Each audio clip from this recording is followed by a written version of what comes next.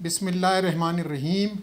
السلام علیکم خواتین و حضرات، آج کے اقتباس سے پہلے ایک چھوٹی سی بات، میں اپنی قوم کو خراج تحسین پیش کروں یا افسوس کروں، یہ فیصلہ میں آپ کے اوپر چھوڑتا ہوں۔ بہرحال اتنا کہوں گا، ہم کتنی متنوع قوم ہیں، ہمارے رویے ایک طرف اگر کسی کو ہم چڑھانے پر آتے ہیں تو آنکھوں پر بٹھاتے ہیں اور پھر اسی کو زمین کے اوپر گرا دیتے ہیں۔ گزشتہ دنوں کراچی کے ریگل مارکیٹ کے اوپر جو اتوار بازار لگتا ہے پرانی کتابوں کا، جہاں پر علمی ذخیرے بکھرے پڑے ہوتے ہیں، وہاں سے مجھے ایک کتاب میرے ہاتھ لگی، اردو مصفحہ، عبدالحق جوبلی اکیڈمی کی طرف سے بابائے اردو مولوی عبدالحق کے خطوط کا مجموعہ۔ یہ کتاب 1962 میں شائع ہوئی تھی اور فروری 1961 میں شائع ہوئی تھی۔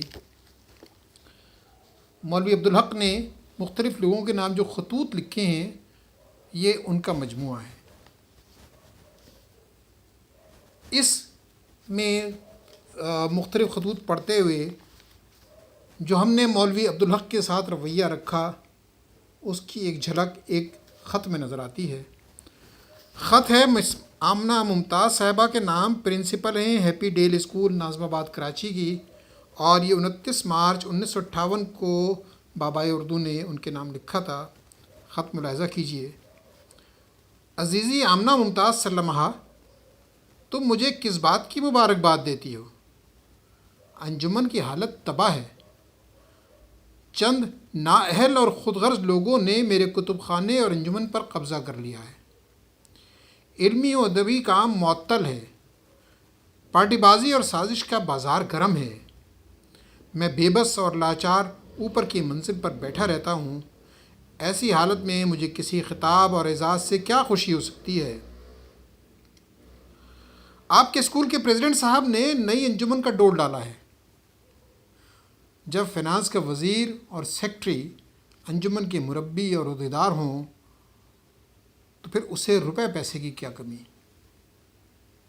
میرے پاس علم و ادب، اصطلاحات و لغات کا ڈھیر رکھا ہے، لیکن اشاعت کے لیے روپیہ نہیں ہے۔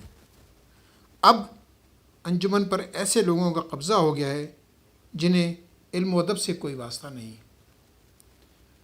نصر اللہ خان کبھی اچھے بھی ہوں گے؟